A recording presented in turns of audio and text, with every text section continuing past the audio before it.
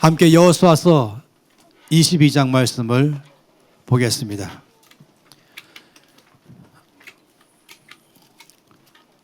제 예상하기로는 여호수아서가 아마 오늘과 다음 주까지면은 여호수아서 안에서 주의 뜻을 아는 시간들이 될 거라고 예상합니다. 오늘은 여호수아서 22장 맨 마지막 한 절, 34절 한 절 말씀입니다. 여호수아서 22장 34절 한 절, 다 같이 이 한 절의 말씀을 소리내서 읽겠습니다. 르우벤 자손과 갓 자손이 그 제단을 에시라 불렀으니 우리 사이에 이 제단은 여호와께서 하나님이 되시는 증거라 함이었더라. 사람의 삶에 참으로 위대한 것은 미래를 바라볼 수 있다는 것이 굉장한 능력입니다. 이건 오직 사람에게만 주신 것입니다. 앞날을 예상할 수 있는 능력, 미래를 미리 바라볼 줄 아는 그런 힘은 하나님은 사람 외에는 어떤 누구에도 준 것이 없습니다. 이렇게 앞으로 이렇게 간다면은 어떤 결과가 올 것인가에 대해서 예상할 수 있는 능력도 사람에게 주었습니다. 그것이 나이가 어린 사람이든 나이가 많은 사람이든 내일을 생각할 수 있는 능력, 또 미래를 내다볼 수 있는 능력 다 주신 것이죠. 지금 이런 식으로 살아간다면은 앞으로 어떤 결과가 올 것인가 돼서 예측할 수 있는 그런 능력도 우리 가운데 주신 것입니다. 오늘 말씀 안에 볼 때에 지난주의 말씀에 이어서 이제 7년 전쟁이 다 끝나고 그 전쟁하는 동안에 가족을 떼어놓고 또 모든 식구들을 다 떼어놓고 이 전장의 최전방에 서서 싸웠던 이 두 집파 반이 이제 전쟁을 다 마치고 이제 그들의 가족의 품으로 돌아가는 그 장면을 보았습니다. 이들이 돌아가다가 이제 요단강을 건너갈 때쯤 되었죠. 그러면서 이제 이 요단강을 건너가게 되면은 앞으로 어떤 일들이 일어날 것인가에 대해서 생각하기 시작했습니다. 그리고 또 이 두 지파 반, 그 루벤 지파와 갓 지파와 므낫세 이 동쪽에 살고 있는 지파들이 그 리더들이 모여서 앞으로 우리가 요단강 건너가면은 어떤 일들이 일어나야 될 것인가 생각했죠. 여러분이 이 이스라엘 지도의 특별한 이스라엘 지형의 특수 상황을 이해하시면은 왜 이들이 이런 고민을 했는지를 알 수가 있을 것입니다. 우리가 지난번에 봤던 것처럼 이스라엘 백성들 12지파가 차지하고 있는 땅은 몽땅 다 요단강 서쪽에 있는 것이 아니라 요단강 동쪽에도 있었습니다. 이 지도상으로 볼 때에 가운데 붉은 줄로 근 것이 요단강이죠. 요단강을 중심으로 해서 동쪽과 서쪽, 여러분으로 볼 때 오른쪽이 동쪽이고 왼쪽이 서쪽입니다.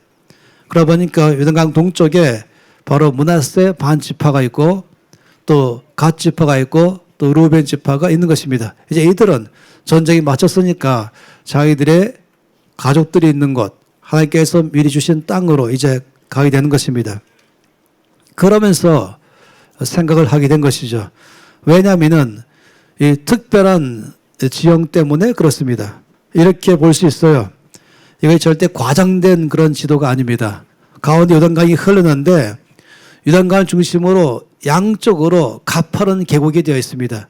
그래서 흔히 요단 골짜기라고 말하기도 하고 또 요단 계곡이라고 말하기도 합니다. 여러분이 이스라엘 여행을 가보신다면은 그 반대편이 그냥 완만하게 올라가는 것이 아니라 쑥 올라가 버린 것이에요. 또 이쪽에도 쑥 올라가는 것입니다. 그래서 길갈에 모으면서 이제 약속의 땅을 취해갈 때도 올라갔다고 말하는 것이에요. 가파르게 올라가기 때문에 직선으로 올라가는 것은 쉽지가 않을 정도입니다. 우리가 이스라엘 여행을 마치고 이제 요단강 건너서 요르단 땅으로 갈 때에도 이제 직각으로 올라가지 못하니까 약간 비스듬히 올라감에도 불구하고 올라가면서 기가 멍멍할 정도입니다. 그 정도로 빠른 가파르게 올라가게 돼 있죠. 한가운데 요단강 때문에 동서로 심하게 고립해서 나눠져 있습니다. 이렇게도 또 그림을 그려볼 수가 있는 것이죠.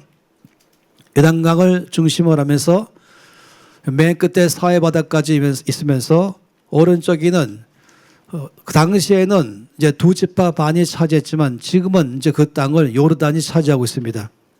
그래서 이렇게 둘로 쭉 나눠져 있다 보니까 앞으로 살면 살수록 이제 이들이 예배를 드리려면은 당시에는 실로로 와서, 여기 실로가 한가운데 있잖아요.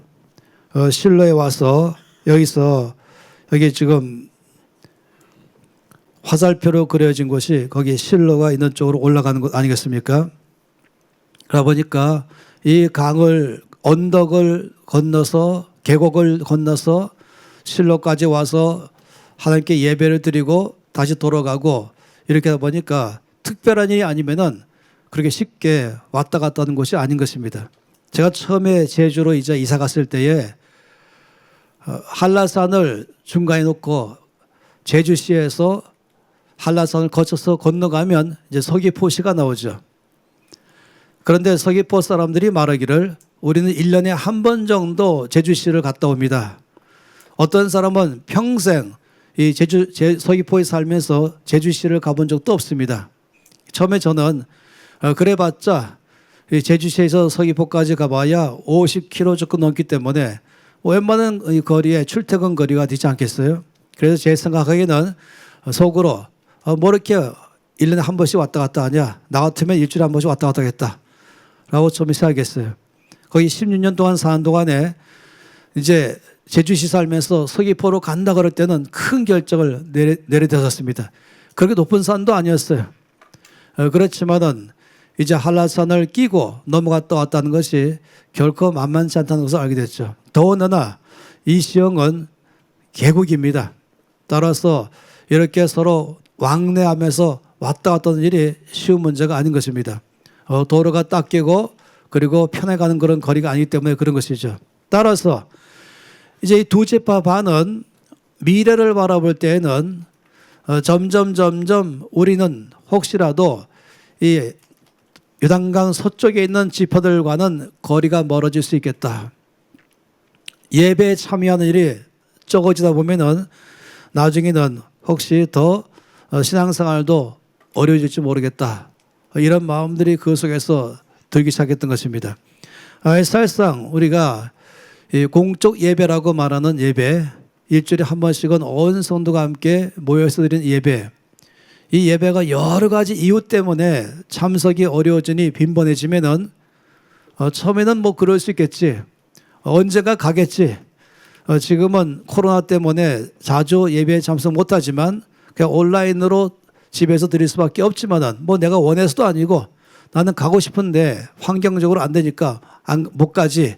그냥 마음으로는 가고 싶으면서 그렇다면 집에서도 예배를 전심으로 드리고, 그러지만은 세월이 점점 가고 그 시간이 길어지기 시작하면은 나중에는 나도 모르게 열정이 식어지는 것이에요. 안 가도 괜찮겠구나. 뭐 옛날에는 안 가면 죽을 줄 알았더니 안 가도 사네. 그리고 이렇게 예배 드릴 수도 있네 하다 보니까 놀랍죠. 자기는 눈치 못 채는 사이에 주께 대한 예배의 열정이 식어져 가는 것이에요. 함께 모였을 때에 함성 지르고 외치면서 열정 가지고 점프하면서 손들면서 힘있게 주 앞에 찬양하던 것이 누가 집에서 그렇게 하겠어요. 그냥 가만히 앉아서 옷만 겨우 정장 차리면은 그나마 다행이죠.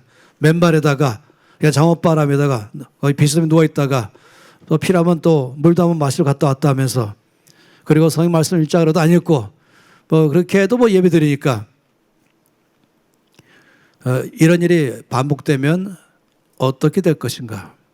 지금 이 두 지파 반의 지도자들은 이 계곡 때문에 예배에 참여하는 일이 점점 멀어진다면 먼 훗날에는 어떤 일이 발생할까 염려하기 시작한 것입니다. 참으로 은혜의 수단은 너무나 중요합니다. 은혜 받기 위해서는 은혜의 수단이 필요합니다. 열매를 맺기 위해서는 씨앗이 필요한 것처럼, 열매를 맺으려면 땅이 필요한 것처럼, 땅이 또 딱딱하면 안 되고 땅이 부드러워져야 되고, 그래서 쟁기로 갈아엎지 않아요. 또 그 땅을 갈아엎으면 되는 것입니까? 열매를 맺으려면 씨앗을 심어야 됩니다.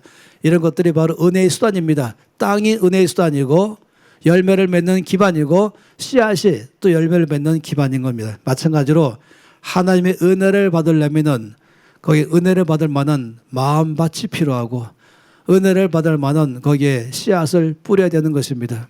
예배가 바로 그런 면에서 은혜 받을 수 있는 가장 중요한 수단이 되는 것입니다.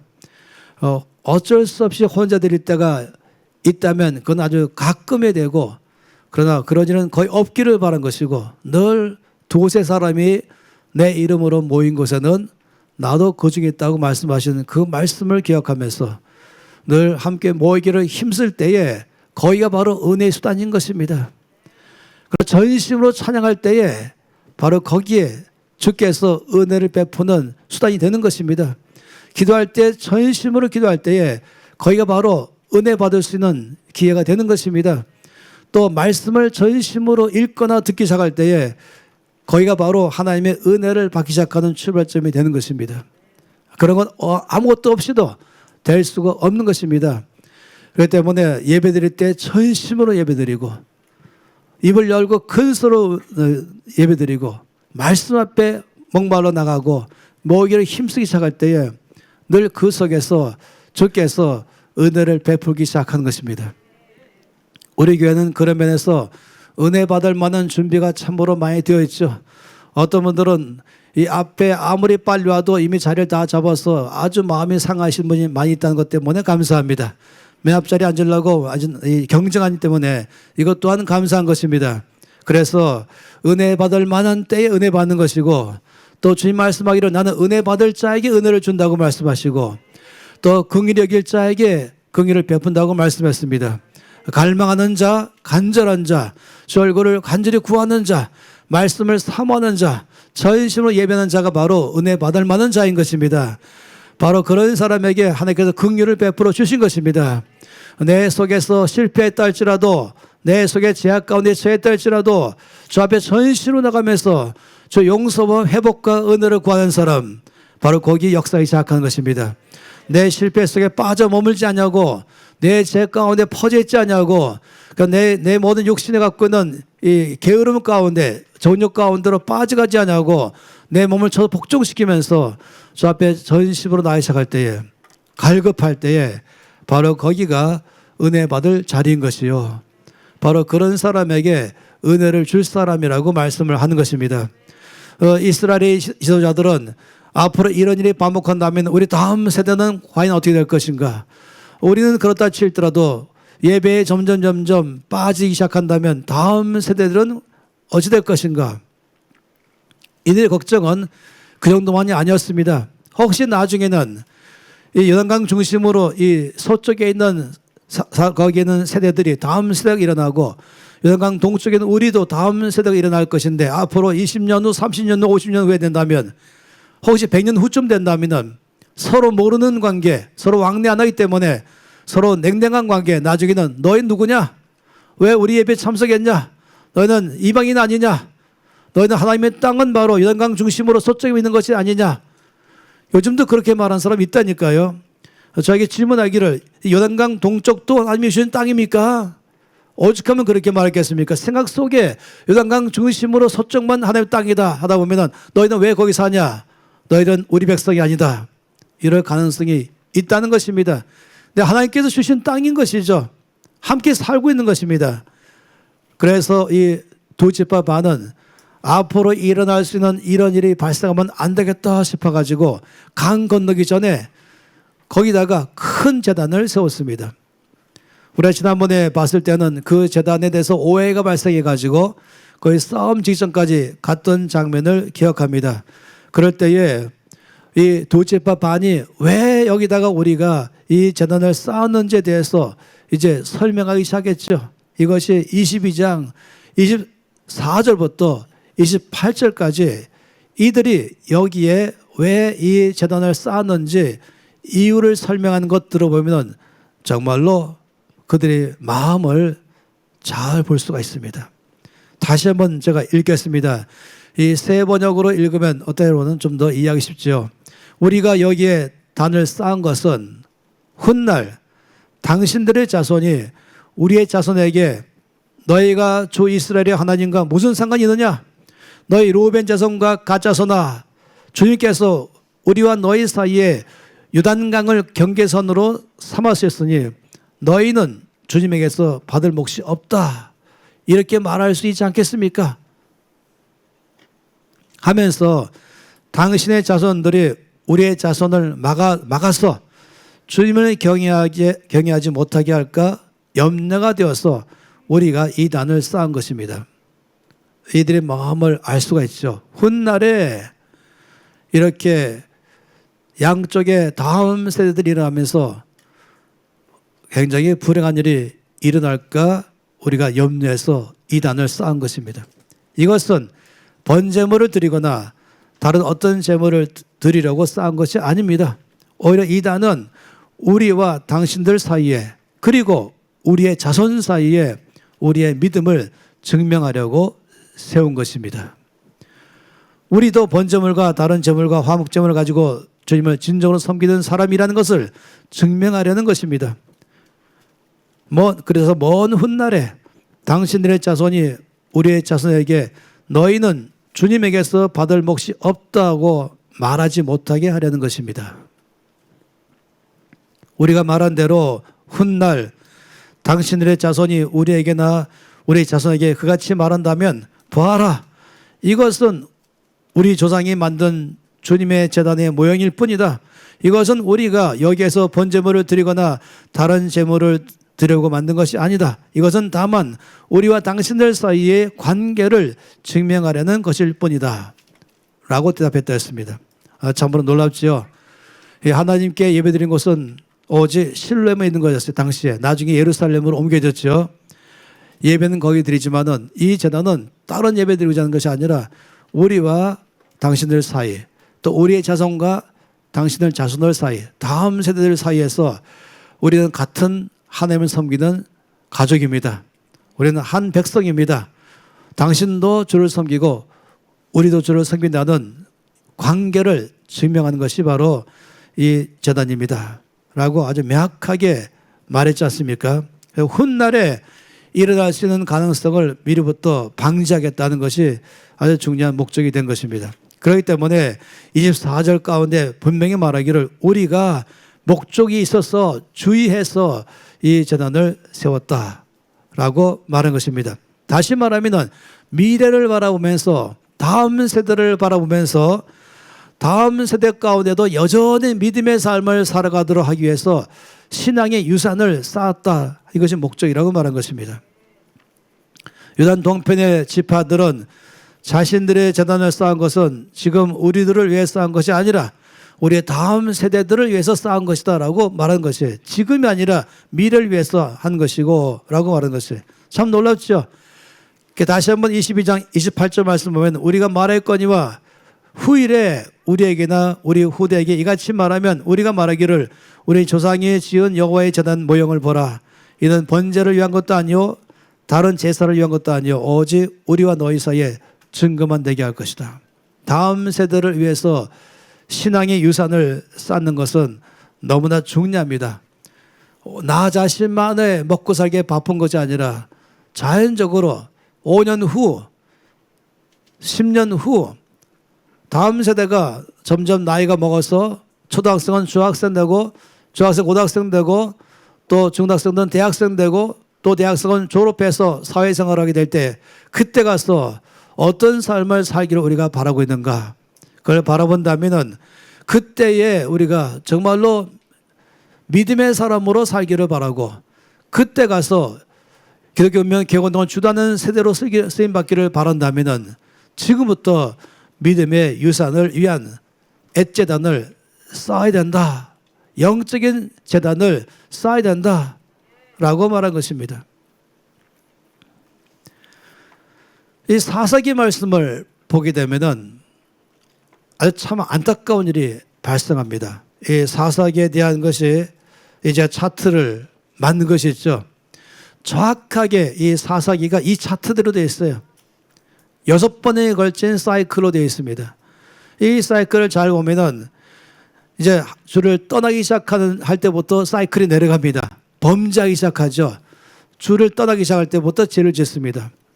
그래서 이제 얼마만큼 내려가게 되면은 제로점까지 가기 시작합니다. 그러면 그때는 이제 원수 마귀에게, 원수들에게 붙잡힙니다. 하나님께서는 주를 떠나서 죄를 짓는 그들에게 주변의 국가들의 손에 맡겨버립니다. 그들에게 포로된 삶을 살아가기 시작하는 것이죠. 그러면서 마치 애굽의 노예 생활하는 것처럼 힘들게 살아갑니다. 마치 우리나라가 1910년에 한일 합방되면서 나라를 잃어버리고 다른 나라가 들어와서 우리나라에서 우리를 괴롭게 하면서 살았던 것처럼, 그럼 너무너무 괴롭잖아요. 모두가 괴롭잖아요. 그런 고통 속에 있다가 이제 바닥까지 가게 되면 너무너무 괴로워서 하나님 앞에 나가기 시작합니다. 회개하기 시작하고, 우리가 말씀을 버리고 주를 버리고 살다 보니까 이렇게 우리 주변 국가들에 의해서 포로의 삶을 살면서 고통 속에 살고 있습니다. 우리가 잘못했습니다. 우리가 말씀을 버리고 산 것, 주를 떠나 산 것 회개합니다 하면서 주 앞에 나가면, 놀랍게도 주님은 그 기도를 들으시고 용서하시고, 그리고 다시금 회복하게 해서 그들을 이 나라들의 손에서 건져내셔서 구원시켜 줍니다. 그러면 주를 섬기는 백성으로 살다가 다시 또 어느 시점에 가서 똑같이 주를 버리고 말씀을 따라 살지 않고 세상으로 살게 되면, 또다시 이제 어느 쯤 되면은 또 주변 국가에게 붙잡히고 고통 속에 있다가 또 회개하고 돌이키고, 이런 일이 지금 이 사사기 전체가 반복되고 있는 것이에요. 이렇게 400년 지나갔습니다. 400년 동안에 수많은 일들이 사이클 되면서 아주 나라가 고통 속에 살아가기 시작했던 것이죠. 이건 이스라엘의 역사입니다. 이거를 보면서 하나님께서 왜 사사기에 나오는 이런 이스라엘 역사를 우리 가운데 소개하고 있을까? 그것은 큰 소리로 우리 가운데 말씀하시는 것이에요. 오늘 마이크와 스피커를 대고 말씀한 것처럼, 아니 내 귀에다 대고 말씀하시는 것이 큰 소리로 말씀하십니다. 너희는 그렇게 살지 말아라. 나이는 너희가 그렇게 살기를 원하지 않고 정말로 주변 국가에게 시달려 사는 것이 아니라 영향을 주는 삶으로, 영향을 주는 나라로, 변화시키는 나라로 살기를 원한다고 말씀하십니다. 믿지 않는 사람들에게 조롱받는 그런 교회가 아니라, 세상이 손가락질하는 그런 크리스찬들이 아니라 존경받는 크리스찬, 신뢰받는 교회, 영향을 주는 크리스찬, 영향을 주는 교회로 주께서 살기를 바라는 것입니다. 우리에 대한 말씀이 무엇입니까? 너희는 세상의 빛이라. 너희는 세상의 소금이라. 너희는 온 천하에 다니며 만민에게 복음을 전파하라. 물이 바다를 덮은 같이 여호와의 영광을 인정하는 것이 온 땅이 가득하리라. 이것이 바로 주님의 계획인 것입니다. 그런데 그런 뜻에 살지 못하고 시달리는 삶을 살면 안 되는 것이죠.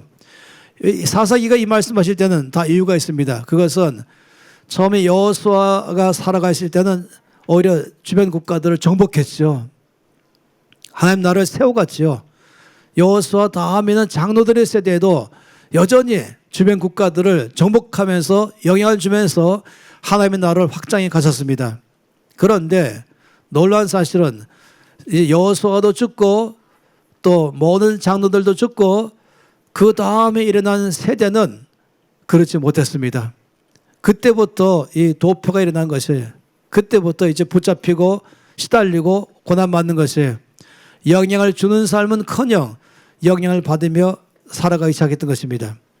굉장히 그 차이점 뭔지 아십니까? 이렇게 큰 차이점은 적어도 여호수아와 장로들은 하나님을 아는 사람들이었습니다. 또 하나님이 행하신 놀라운 일을 경험했던 사람이었습니다. 이들은 요단강이 멈췄던 것을 실제 눈으로 보고 발로 걸어갔던 사람들입니다. 그들은 여리고성이 무너지는 것을 말도 안 되게 저의 능력으로 그 견고한 여리고성이 다 무너진 것을 실제로 보고 그 성으로 들어갔던 사람이었습니다. 그들은 하나님께서 전쟁할 때에 해와 달이 공중에서 떨어지지 않냐고 저 끝까지 전쟁에 승리할 때까지 시간을 멈추게 했던 것을 경험했던 사람들인 것입니다. 여러 가지 하나님께서 행하신 일들을 직접 경험하면서 살았던 세대가 바로 제1세대 여호수아 세대, 제2세대 장로들의 세대였습니다. 그런데 그 다음에 일어난 세대, 그 아들, 딸이고 또 손자, 손녀들이고 또 증손자, 증손녀들이고 이제 10년, 20년, 30년, 40년, 50년 시작하면서 이제 이전 세대는 죽고 여호수아가 죽고 장로가 죽고 그다음 일하기 시작하는 것입니다. 근데 이들은 아마 기가 닳도록 아버지로부터 할아버지로부터 들었을 것이에요. 요단강이 멈췄었다. 여리고성이 무너졌다. 해가 떨어지지 아니었다. 근데 얘기는 들었죠. 그런데 직접 그 하나님을 경험하지 않은 것입니다. 성경 공부하면서 하나님의 대선 들었겠죠. 하나님을 만나지 못했어요. 이것이 이들 가운데 일어났던 큰 약점이었습니다. 그렇기 때문에 어느 순간부터 이제 그들은 예배 속에서 주를 만나는 감격이 사라지고 기도 가운데 불을 품고 주를 기도하는 것이 사라지고 말씀을 대하는 것이 형식으로 끝나버리죠. 교회는 잘 지어지고 뭐가 제도는 잘 돼 있고 해서지 모르지만은 이제 더 이상 영향력을 끼치지 못하는 세대가 되어버린 것이에요. 이것이 지금 사사기에서 일어난 세대라고 말한 것입니다. 오늘의 세대는 이 가치관이 흔들리는 세대입니다. 무엇이 옳은지 무엇이 그른지 판단을 잘 못할 수 있는 것이죠. 동성애가 성경적인지 아닌지 구별도 못하는 것이에요. 결혼 전에 남녀가 사는 것이 옳은 것인지 그런 것인지 구별도 못하는 것입니다. 어느 것이 진짜인지 어느 것이 잘못된 것인지 어느 것이 하나님이 원하는 방식의 삶인지 그 자체의 구별점이 점점 사라져버리고 그리고 교회인지 세상인지 구별점도 없는 시대에 점점 가기 시작한 것입니다. 이런 시대 속에 점점 가기 시작한다면 그리고 그 속에서 똑같이 살아간다면 우리가 예상하기로는 앞으로 50년 후는 과연 어떻게 다음 세대가 될 것인가 할 수 있는 것이에요. 여호수아와 장로들은 놀라운 일을 경험했죠. 그런데 그들은 다음 세대를 일으키는 데에는 실패했습니다. 한마디로 말하면 이 바톤을 넘겨주는데 실패한 것입니다. 마치 이런 것이죠. 바톤이 있지 않습니까? 앞에서 뛰는 사람이 뒤에 사람에게 이제 이 바톤을 받아야 그때부터 달려가고 바톤 없이 달려가면은 그것은 실격이죠. 이 바톤은 이 릴레이 게임에서는 핵심 역할을 하는 것입니다. 그런데 여기 보세요. 세계 최고의 육상 선수 팀은 항상 미국이었습니다. 남자나 여자나 누가 봐도 전 세계에서 육상 강국 그러면은 미국이었지만은 지난 몇 년 동안에 미국은 한 번도 금메달을 못 땄습니다. 그렇게 잘 달리는 사람들인데도 못 땄어요. 여기 보세요. 바톤이 땅에 떨어지고 말았죠. 기가 막히게도 떨어진 것입니다. 어이가 없는 것이죠. 이런 일이 반복됐어요. 이 바톤을 잘 넘기는 것, 이거는 너무나 중요한 것입니다. 오늘의 말씀에 이 애자단을 쌓는 제일 큰 이유는 바톤을 잘 넘기고 싶어서 그런 것이에요. 신앙의 유산을 다음 세대에게 잘 넘기기 위해서 그래서 지금 이 애자단을 쌓는 것입니다. 많은 사람들은 설교 중에나 강의 중에나 대화 중에서 오늘의 세상이 얼마나 무서운가에 대해서 끝없이 말하고 있습니다. 그 말을 듣고 있다 보면은 저 자신도 상당히 마음이 답답해집니다. 통계로 말하기 시작하고 복잡한 일들을 많이 말하고 있습니다. 그렇지만은 저는 오늘 여러분에게 말씀드린 것은 이럴 때일수록 우리는 하늘을 쳐다봐야 됩니다. 이럴 때일수록 우리는 하나님을 바라봐야 됩니다. 그러면은 주께서 어떻게 역사하신지를 볼 수 있는 것이죠. 에녹 시대가 가장 어려운 시대였지만은 그러나 거기서 에녹은 믿음 속에 살았습니다. 하나님의 살아계신 것을 믿었습니다. 하나님께서 응답하시는 분을 믿었습니다. 그 믿음이 하나님을 경험하게 만들어줬던 것이죠. 우리가 다음 세대에게 넘겨줘야 할 것은 에녹의 믿음인 것입니다. 하나님이 계시다는 것을 그것을 넘겨줘야 되는 것입니다. 주께 기도하면 반드시 응답하신다는 것을, 그 믿음을 넘겨줘야 되는 것입니다. 우리는 다윗이 바라봤던 것을 똑같이 바라봐야 됩니다. 다윗은 시편 110편 3절 말씀 가운데서 다윗이 바라보니까 새벽 이슬 같은 주의 청년들이 주께 나오는 것을 바라봤어요. 그들은 성령으로 무장된 세대요, 거룩한 옷을 입은 세대요, 목숨까지 헌신하면서 주께 달려가는 세대였습니다.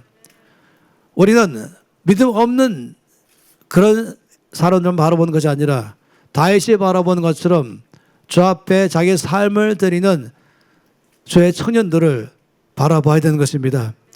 사도 요한도 요한계시록에서 바라볼 때에 그냥 믿음 없는 사람으로 꽉 찬 세상이 아니라 거기에 왕이신 예수께서 백마를 타고 달려가기 시작하며 그 예수님을 따라서 함께 움직이고 있는 수많은 백마를 탄 주의 군대들을 봤던 것입니다.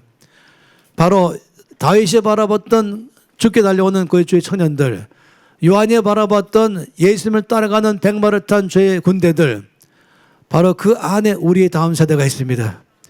바로 우리들의 모든 다음 세대들은 다윗이 봤던 그 그룹 안에 있을 줄 믿습니다. 사도 요한이 바라봤던 그 군대들은 바로 우리들 안에 있는 줄 믿습니다. 지금 있는 대학 청년들, 지금 있는 청소년들, 지금 있는 이 모든 어린아이까지, 이 유아까지, 뱃속 아이까지, 앞으로 일어날 모든 세대들은 바로 다윗이 바라봤던 그 청년들 안에 있을 것이고, 요한이 바라봤던 바로 주의 군대 안에 있을 줄로 믿는 것입니다. 우리는 그렇기 때문에 바라보는 것이죠. 계시록 말씀의 하이라이트는 할렐루야 찬양하면서 주 하나님이 다스리신다 라고 말한 것입니다. 주께서 온 땅을 다스리신다. 이것을 우리가 똑같이 바라봐야 되는 것입니다. 세상이 얼마나 험한지, 어려운지, 혼란스러운지 패배하는 것만 바라보지 마시고, 어두운 것 바라보지 마시고, 하나님이 지금도 온 땅에서 통치하심을 우리가 믿어야 되는 것입니다. 그리고는 다음 세대를 바로 여기에 맡길 줄 아는 것입니다. 다음 세대들은 다니엘 같은 세대일 줄 믿습니다. 다니엘은 가장 어려운 때 살았지요. 나라가 무너지고 망하고 모든 성전이 무너지고 예루살렘이 다 파괴되고 그리고 바벨론에 의해서 정복된 세대. 그렇지만은 낙심하지 않았어요. 하나님 안 계신가 하면서 실망하지 않았어요. 그런 가운데 다니엘은 일어났습니다. 이런 때야말로 정말로 믿음을 보일 때요, 이럴 때말로 믿음대로 살 때이구나. 그래서 다니엘서 1장 8절 말씀하면 다니엘은 뜻을 정했습니다. 그리고는 이런 바벨론 세계 가운데서 하나님을 높이기로 결정했던 것입니다. 그래서 다니엘과 세 친구들 때문에 오히려 바벨론 전체 안에 하나님의 영광이 충만하게 되었던 것입니다. 우리가 지금 다음 세대를 바라볼 때는 다니엘 같은 세대로 이들이 일어날 것을 믿음으로 바라보는 것입니다. 우리가 바라보는 것은 다윗 같은 사람들이 일어날 줄 바라보는 것입니다. 다윗은 10대 중반에 15살의 소년 가운데서 자기보다 3배나 큰 골리앗 앞으로 달려가면서 뭐라고 말했습니까? 이 사무엘서 12장 말씀 보면 다윗이 말하기를 너는 칼과 창과 단창으로 내게 오거니와 나는 만군의 여호와의 이름으로 내가 모약한 이스라엘 군대 하나님의 이름으로 내게 가노라. 오늘 여호와께서 너를 내 손에 붙일 것이다. 내가 너를 쳐서 내 머리를 베고 블레셋 군대의 시체로 오늘날 공중의 새와 땅의 들짐승에 주어서 온 땅으로 이스라엘에 하나님이 계신 줄 알겠고 여호와의 구원하심이 칼과 창에 있지 아니함을 이 무리로 알게 하리라. 전쟁은 여호와께서 한 것인즉 그가 너희를 우리 손에 붙이시리라. 이렇게 말하는 10대 중반 일어날 줄 믿습니다. 우리가 바라보는 다음 세대는 바로 이런 세대인 것입니다. 우리 공동체에 속한 모든 다음 세대, 이 땅에 있는 모든 예수 믿는 다음 세대들은 다윗 같은 사람이 일어날 것이에요. 다니엘 같은 사람이 일어날 것이에요. 요셉 같은 사람이 일어날 것이에요. 요셉은 가장 어려운 때를 살았죠. 노예의 삶을 살며 고통의 삶을 살았지만은 그는 조금도 믿음을 잃지 않았습니다. 그는 낙심하지 않았습니다. 제멋대로 살지 않았어요. 훗날에 그가 어떻게 살았는지를 간직했죠.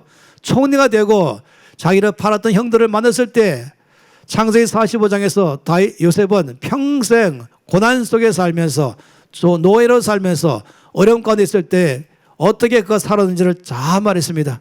당신들이 나를 이곳에 팔았으므로 근심하지 마소서, 한탄하지 마소서. 하나님이 생명을 구원하시려고 나를 당신들보다 앞서 보내셨습니다. 하나님이 큰 구원으로 당신들의 생명을 보존하고 당신들의 후손을 세상에 두시려고 나를 당신들 앞에 보내셨나니 그런즉 나를 이리로 보낸 이는 당신들이 아니요 하나님이시라. 요셉은 언제나 나를 어렵게 하는 형들 이걸 바라본 것이 아니에요. 내가 처해지는 이 노예적인 비참한 삶 이걸 바라본 것이 아니에요. 이런 상황 가운데도 역사하시는 하나님을 바라보았습니다. 이런 가운데서도 나를 붙드시는 주님을 바라본 것입니다.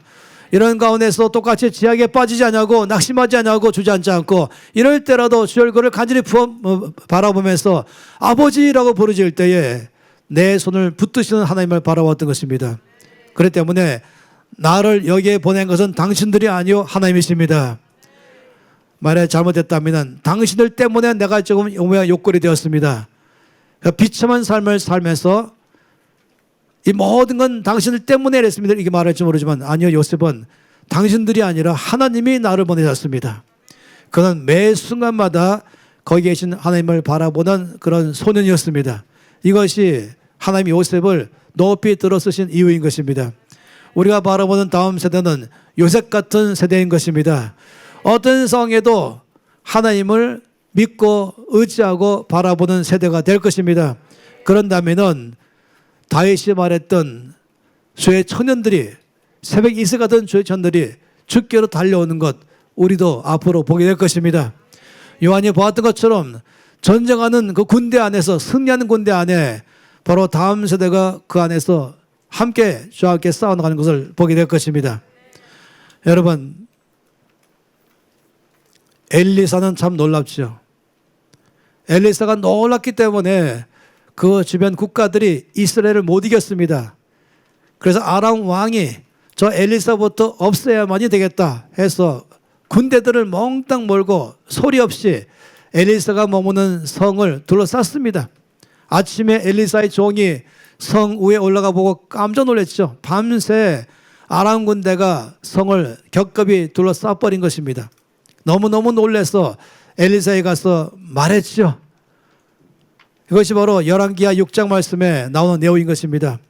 왕이 이에 말과 병거와 많은 군사를 보내매 저희가 밤에 가서 그 성을 에워쌌더라. 하나님의 사람의 수종드는 자 바로 엘리사의 종이 일찍 일어나서 나가보니 군사와 말과 병거가 성을 에워쌌는지라. 그 사원이 엘리사에게 고하되 내 주여 우리가 어찌하리이까. 두려워 떨기 시작한 것입니다. 원수가 너무 많이 있는 것입니다. 그때에 엘리사가 뭐라고 말했습니까? 두려워하지 말라. 우리와 함께한 자가 저와 함께한 자보다 많으니라. 그리고 기도하면서 여호와여 원컨대 저의 눈을 열어 보게 해 주시옵소서. 다시 말하면 원수만 보고 있는 이 엘리사의 종의 눈을 엘리사가 기도하면서 저 종의 눈을 열어서 원수의 군대만 보지 말고 그보다 훨씬 더 큰 하나님의 군대를 보게 해 주시옵소서. 여호와께서 그 사원의 눈을 여심해 저가 보니 불말과 불병거가 산에 가득하여 엘리사를 둘렀더라. 엘리사는 주변에 둘러싼 아람 군대만 본 것이 아닙니다. 그보다 더 불말과 불병거 하나님의 군대가 산에 가득한 것을 보았습니다. 바로 하나님의 군대는 누굴 둘러쌌습니까? 믿음의 사람을 둘러싼 것입니다. 조금도 두려워하지 않고 조금 낙심하지 않냐고 여기에 역사하시는 하나님, 이 모든 것 전체에 꽉 차서 당신의 군대 불말과 불병거를 보내서 믿음의 사람을 둘러싸고 있는 그 하나님을 보았던 것입니다. 이런 엘리사 같은 세대가 될 것입니다. 그냥 많은 사람들은 지금 이런 코로나가 얼마나 센지 주민이 얼마나 어려운지 TV가 말하고 매스컴 말하는 거 사람이 말하는 게 전부 다 아닌 줄 알고 있어요. 이게 바로 엘리사의 종의 눈인 것이죠. 그러나 엘리사의 눈에는 그보다 크게 불말과 불병거가 산에 가득한 것을 볼 것이고 믿음의 사람들을 둘러싼 것을 보게 될 것입니다. 다음 세대는 그런 세대로 일어나야 되는 것입니다. 왜 우리 교회는 모든 예배에 유치부 따로, 유년부 따로, 중등부 따로, 초중부 따로 하지 않고 왜 함께 다 드립니까? 공간이 없어서 그런 것입니까? 그 문제가 아닌 것이에요. 어릴 때부터 함께 주를 만나고 싶어서, 함께 주 앞에 예배하고 싶어서, 그러면서 점점점 배워가면서 이건 노래 부르는 시간이 아니라 우리 가운데 임하신 주를 예배하는 시간이며, 손들기 시작하며 전심을 예배하며, 그리고 외치기 시작하면서 함께 예배하는 것을 배우기를 바란 것입니다. 누가 어리다고 말씀을 잘 못 알아듣는다고 누가 말한 것입니까? D.L. 모디가 말했다 그러지 않습니까? 어린 아이라고 주의 말씀을 못 알아들을 것이라고 하는 마귀적인 생각은 초도하지 마십시오.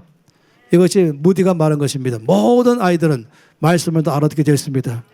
아까 그날이 되면 뭐라고 말씀했습니까? 내가 나의 영을 모든 육체에게 부어주리라. 그 결과로 말미암아 어린 아이들도 거기서부터 예언하게 될 것이고, 또 청년들도 거기서 환상보게 될 것이며, 아비들은 꿈을 꿀 것이다. 다시 말하면 다음 세대도 성령 받게 될 것이며, 어린아이도 성령 받게 될 것이며, 예배할 줄 알게 될 것이며, 말씀을 이해하기 시작할 것이며, 헌신하며 나가는 세대라고 말씀하는 것입니다. 성령은 모든 세대에게 역사하시는 것이에요.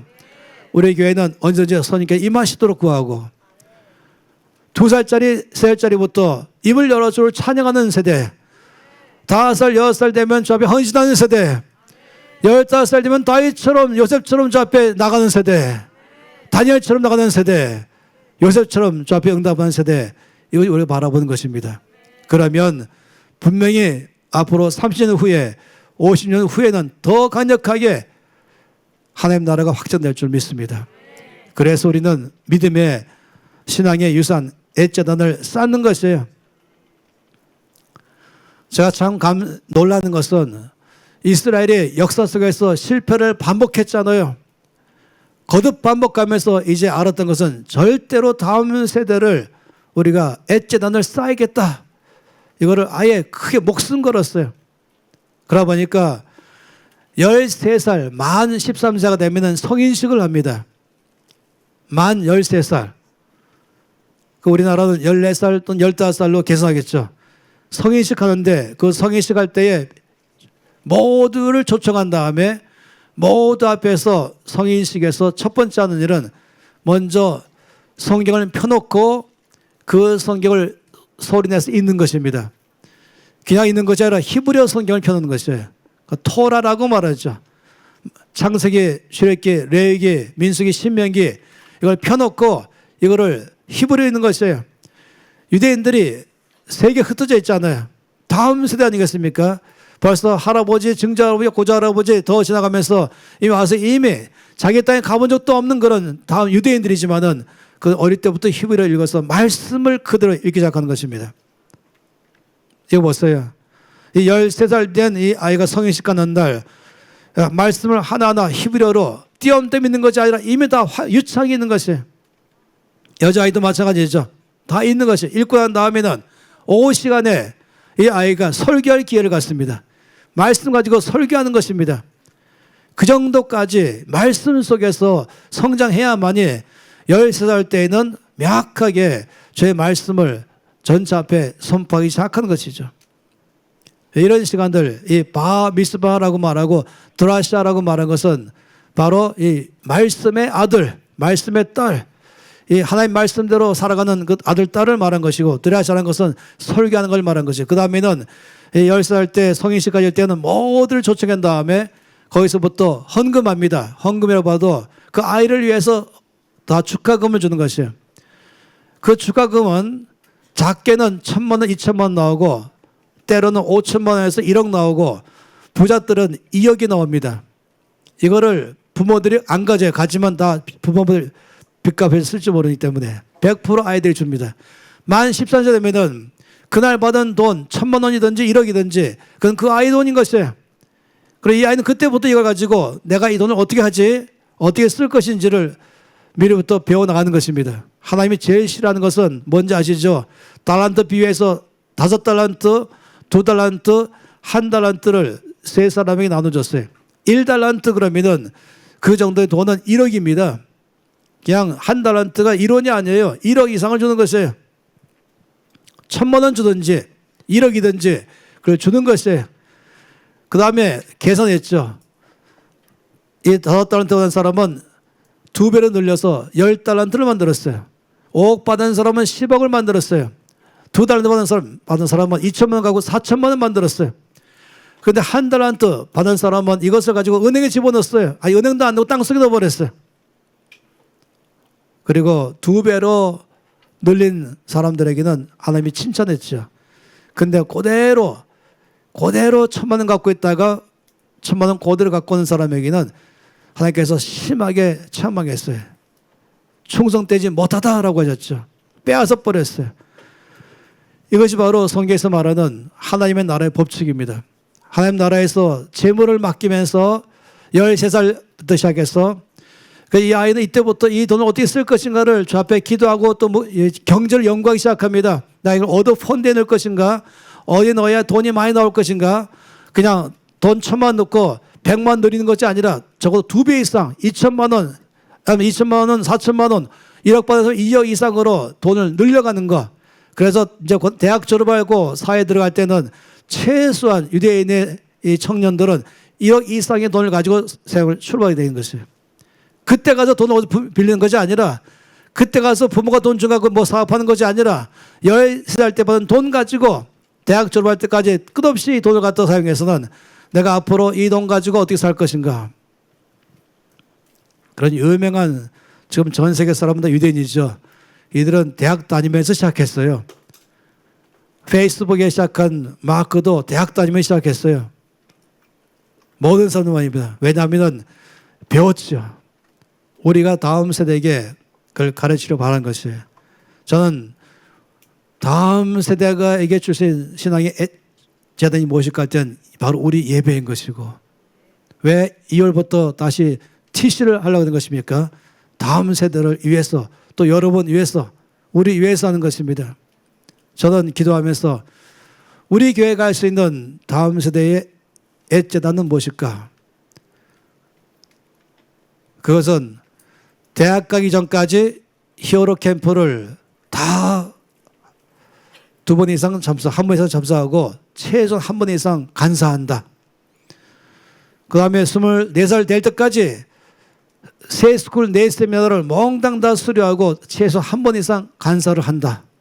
그런 동안에 다 배우는 거죠. 돈 다루는 법 배우고, 섬기는 삶을 배우고, 말씀을 보는 법을 배우고, 말씀대로 살아가는 법을 배우고, 선의 능력으로 사는 법을 배우고, 하나님 음성 듣는 법을 배우고, 영적 전쟁하며 중보담을 배우고, 권위가 뭔지를 배우고, 세상을 바꿀 수 있는 모든 영적인 근육을 갖는 게 바로 이 NCM의 새 스쿨 네 세미나이고 히어로 캠프인 것이에요. 이 키즈 히어로, 유스 히어로, 히어로 캠프, 이 모든 것들은 다 다음 세대를 위한 신앙의 유산인 것입니다. 거기 참석하는 것은 필수고, 참석 후에 다시 참석하면은 그것이 초등학교 5학년일지라도 간사로 집어넣을 것이에요. 키즈 히어로의 간사로 말입니다. 중3이면 또 키즈 히어로의 간사로 말입니다. 고1이면은 유스 히어로의 간사로 말입니다. 청년들이면은 유스 히어로의 간사로 말입니다. 아니면 히어로의 간사로. 모두를 다 간사로 키우면서, 이건 나의 끝대기 하는 게 간사의 목표인 것이죠. 적어도 24살쯤 되어서 나갈 때는 우리가 이 13살 때에 종잣돈을 다 주는 것처럼 영적 유산을 갖고 근육이 발달돼서 세상을 바꾸시는 사람으로 이제 세상에 나가는 것입니다. 그래야 하나님 나라가 세워져가는 것이죠. 목표를 세워집시다. 예배 전심으로 참여하고 말씀에 전심으로 나가며 기도에 전심으로 나가는 그런 세대로 키우고, 모든 히어로 캠프에 다 참여하며 모든 세스쿨 네 세미나를 통과하고 간사까지 다 통과한 다음에 나의 끝되게 만들어서 완전히 이해가 되기 시작해서 이제부터 본격적으로 시편의 다윗이 말한 그 새벽 이슬 같은 저의 청년들, 요한이 바라봤던 바로 왕이신 예수를 따라가는 하늘의 군대들, 다음 세대가 될 것입니다. 이것이 우리 바로 유산인 것이죠. 다 함께 기도하겠습니다. 자리에 일어나서 함께 기도하겠습니다. 히어로들은 제가 바로 그런 사람으로 지금부터 준비하겠습니다. 지금부터 제 자신이 바로 그런 사람으로 준비해 가겠습니다. 단순히 엄마 따라 예배 참석하는 것이 아니라 더 나아 내가 예배자가 되겠습니다. 나 기도하겠습니다. 내가 말씀 앞에 나가겠습니다. 앞으로 모든 히어로 캠프를 다 통과하면서 간사되겠습니다. 모든 걸 통하면서 세상을 바꾸는 사람은 나를 써주시옵소서. 다음 세대를 키우겠습니다. 내가 먼저 저 배 똑바로 쓸 것이며 다음 세대가 온 땅을 바꾸는 데에 주여 우리를 써주시옵소서. 손 높이 들면서 아버지 나를 사용하여 주시옵소서. 아버지 우리 세대를 써주시옵소서. 저 다음 세대를 써주시옵소서.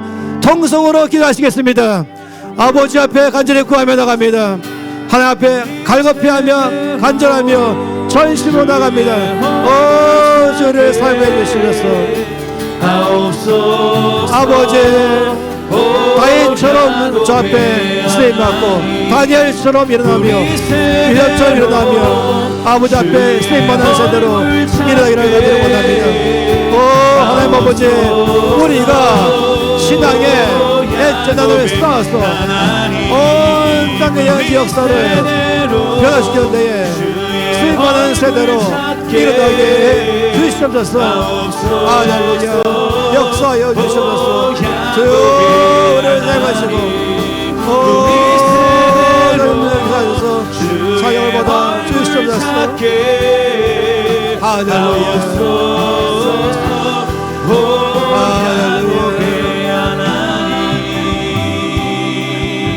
하나님 아버지 다음 세대가 다윗처럼 에녹처럼 요셉처럼 다니엘처럼 세상을 보고 주를 믿으며 이 땅에 주의 나라가 임하도록 하는데 이들의 세대가 쓰임받게 해 주시옵소서. 예배하며 말씀과 나가며 전심으로 기도하는 주를 만난 세대가 되게 해 주시옵소서. 아버지 모든 우리가 다음 세대를 위한 영적 유산을 쌓아가는 일에 우리를 사용하여 주시옵소서. 예수 그리스도 이름으로 기도합니다. 아멘.